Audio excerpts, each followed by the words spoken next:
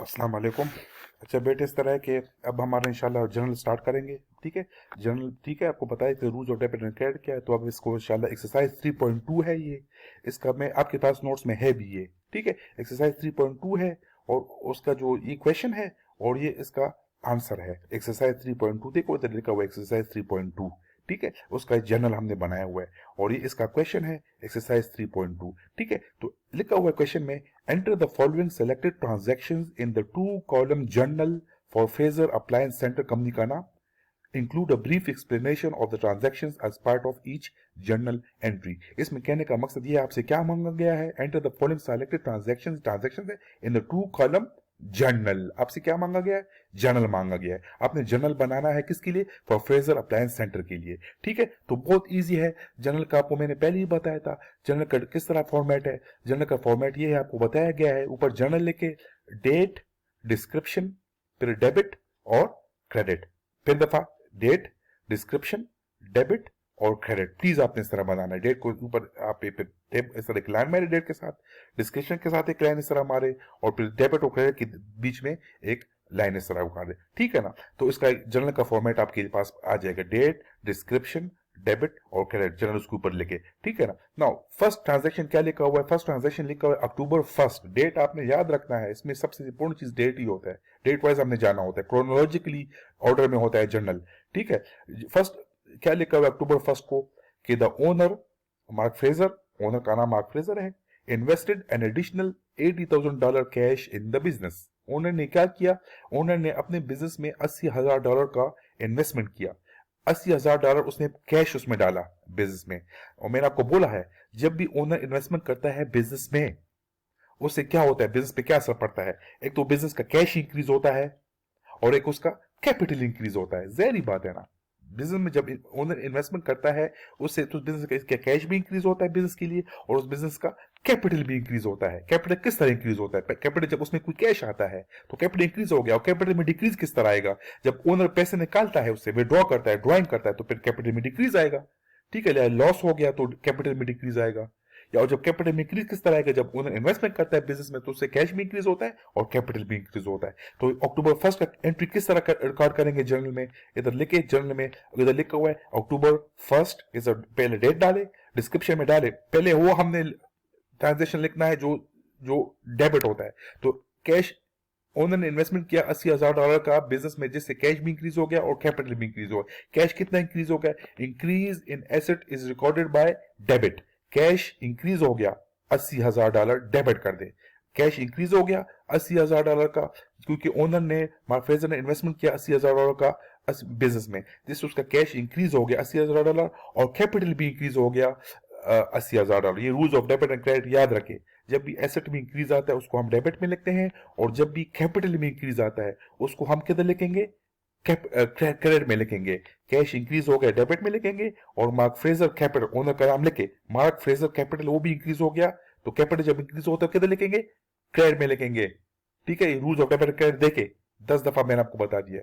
Cash asset increase आ गया debit, और capital में इंक्रीज आ गया क्रेडिट में लिखेंगे। डिस्क्रिप्शन में क्या लिखेंगे, ये लिखना आपने ब्रैकेट में, owner invested cash in the business, और ब्रैकेट क्लोज करके एंट्री को इस तरह एक लाइन नीचे डाल दे, इस तरह मार दे कि ट्रांजैक्शन हमारा कंप्लीट हो गया। इससे हमें पता चल गया कि ओनर ने इन्वेस्टमेंट किया बिजनेस में $80,000 का, जिससे कैश भी इंक्रीज हो गया $80,000 और कैपिटल भी इंक्रीज हो गया $80,000। मैंने आपको 50 दफा कहा है, 10 दफा कहा है, बहुत दफा कहा है आपको मैंने, कि जब भी ओनर इन्वेस्टमेंट करता है बिजनेस में, उसका एक ही तरीकाकार होता है जर्नल में रिकॉर्ड करने का। जब भी ओनर इन्वेस्टमेंट करता है बिजनेस में तो उससे बिजनेस के लिए कैश भी इंक्रीज होता है और बिजनेस के लिए कैपिटल भी इंक्रीज होता है। तो कैश इंक्रीज होता है तो डेबिट में लिखेंगे, और जब कैपिटल इंक्रीज होता है उसको हम क्रेडिट में लिखेंगे। ठीक है ना, इसका एक स्टैंडर्ड ये तरीकाकार है, फार्मूला है। जब ओनर इन्वेस्टमेंट करता है बिजनेस में उससे कैश भी इंक्रीज होता है और कैपिटल भी इंक्रीज होता है। ठीक है ना। सेकंड, अक्टूबर 3, थर्ड में क्या लिखा हुआ है, ये थर्ड ट्रांजैक्शन देखे, परचेज, हमने परचेज किया, बाई किया, बिजनेस ने purchase an adjacent vacant lot, which हमने हमने प्लॉट लिया, खाली प्लॉट हमने परचेज किया, लैंड हमने परचेज किया, for use as parking space, हमने पार्किंग के लिए एक लैंड लिया। ठीक है, द प्राइस वॉज $102,000। उस लैंड की क्या कीमत है जो हमने पार्किंग के लिए, अपनी पार्किंग के लिए, बिजनेस के लिए लिया, बिजनेस के पार्किंग के लिए लिया, $102,000 उस लैंड की कीमत है। विच 30,000 of which $30,600 was paid in cash। इस जो लैंड की कीमत है $1,02,000, इसमें से हमने $30,600 कैश के जरिए पे कर दिया, was paid in cash and note payable was issued for the bank। और बकाया का हमने उसको बोल दिया कि अभी हमारे पास पैसे नहीं है, हमारे पास सिर्फ $30,600 है, बाकी जो $1,02,000 में जो बच गया वो आपको वापस कर दूंगा नोट पेबल की शक्ल में।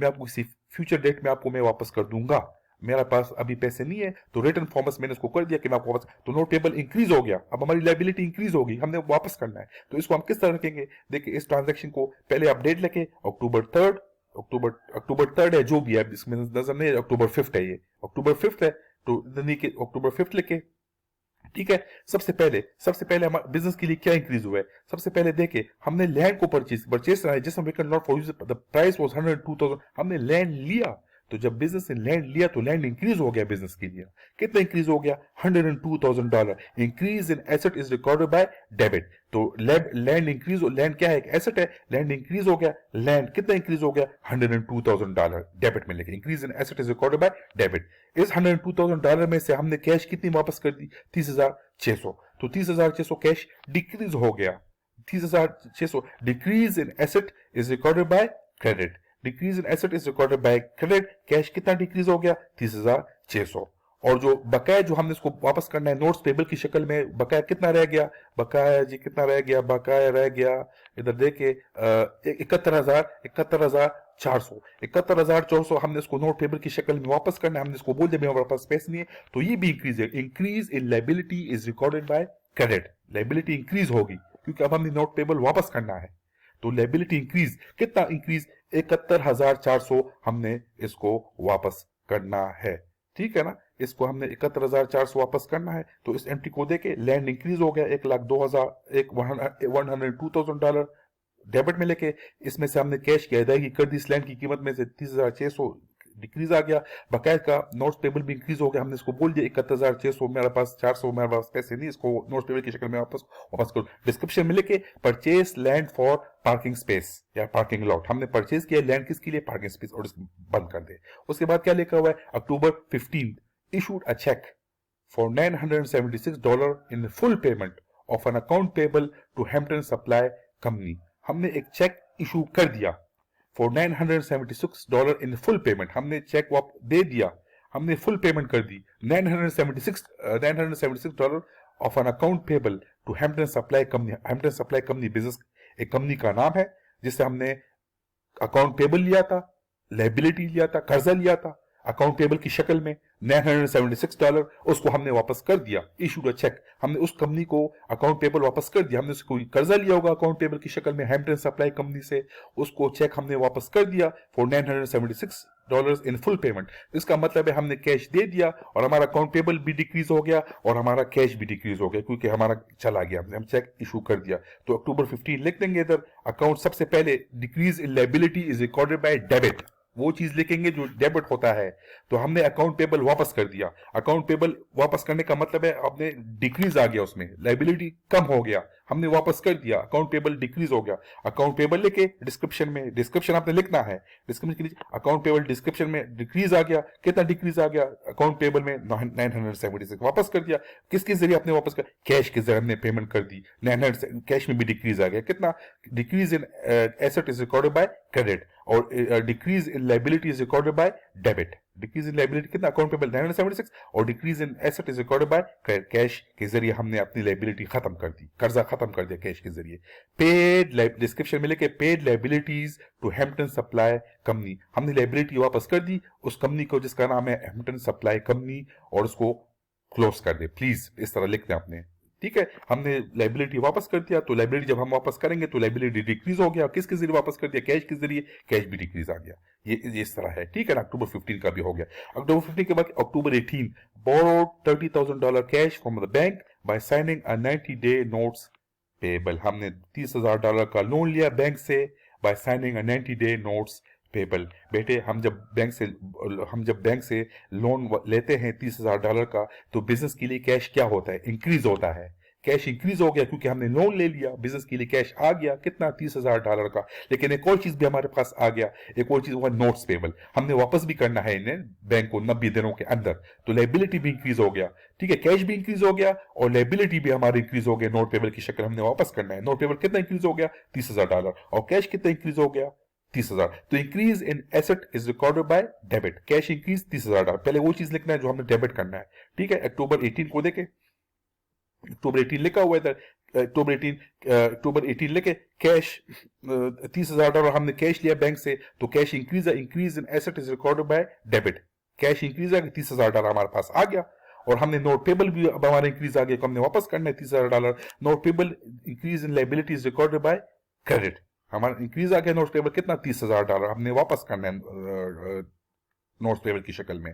ठीक है ना, तो लायबिलिटी जब भी हम बैंक से लोन लेते हैं, बोरो करते हैं, तो उसका हमें ट्रांजैक्शन इसी तरह लिखना है। कैश हमारा पास आ जाता है लोन की शक्ल में और हमारी लायबिलिटी भी इंक्रीज हो जाती है अकाउंट्स पेबल या नोट्स पेबल की शक्ल में जो भी है। ठीक है, डिस्क्रिप्शन में क्या लिखेंगे, borrow from a bank on a 90-day note. देखिए हमने बैंक से बोरो किया loan on a 90 notes payable on a 90-day note, उसको क्लोज कर दे। ठीक है, अक्टूबर 18 के बाद क्या लिखा है, अक्टूबर 18 के बाद लिखा अक्टूबर 23 collected an account receivable of $2,900 from a customer Jocelyn Scott। हमने कस्टमर से अकाउंट रिसीवेबल रिसीव कर दिया, हमने अकाउंट रिसीवेबल मेरे पास आ गया। ठीक है, हमारे पास अकाउंट रिसीवेबल मेरे पास आ गया, मतलब कैश मैंने रिसीव, कस्टमर ने मुझे अकाउंट रिसीवेबल देना था, वो मेरे पास आ गया बेटे।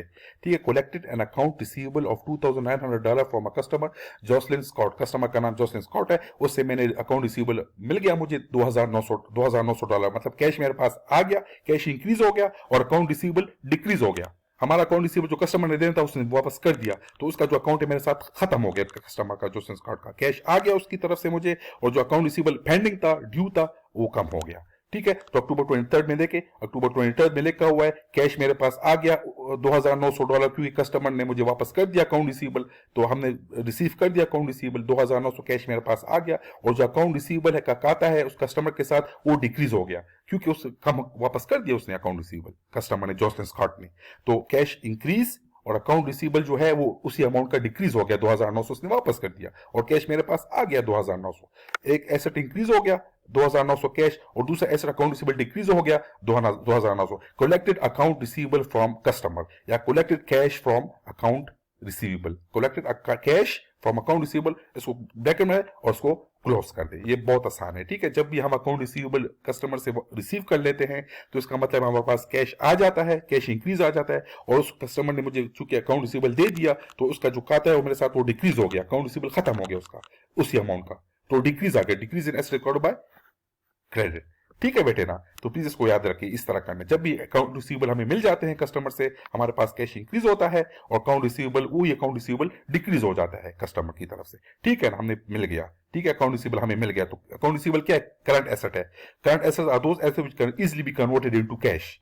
अकाउंट रिसीवेबल एक करंट एसेट है, नोट रिसीवेबल एक करंट एसेट है, वो जल्दी कन्वर्ट हो जाता है कैश में, तो ये जल्दी इसमें कैश में कन्वर्ट हो गया और हमारा अकाउंट रिसीवेबल का जो खाता है वो खत्म हो गया। अक्टूबर 30 अक्वायर्ड ऑफिस इक्विपमेंट, हमने ऑफिस इक्विपमेंट लिया from tower company for $2,000, made a cash down payment of $1,500, balance to be paid within 30 days। बहुत आसान है, हमने अक्वायर किया, हासिल किया, हमने परचेज किया, ऑफिस इक्विपमेंट एसेट है, टावर कंपनी से, कंपनी का नाम है, फॉर $6,200, तो हमारा जो ऑफिस इक्विपमेंट है वो इंक्रीज हो गया। सबसे पहले चीज तो एसेट है वो इंक्रीज आ जाता है, ऑफिस इक्विपमेंट अक्टूबर 30 ऑफिस इक्विपमेंट इंक्रीज हो गया कितना, 6,200 का, क्योंकि हमने परचेज किया। उसमें से हमने कैश की पेमेंट कितनी कर दी, उस ऑफिस इक्विपमेंट की पेमेंट हमने कर दी, of which payment cash down payment of $1,500, तो कैश हमारा डिक्रीज हो गया $1,500, कैश 1,500 हमने इस ऑफिस इक्विपमेंट में से $1,500 वापस कर दिया।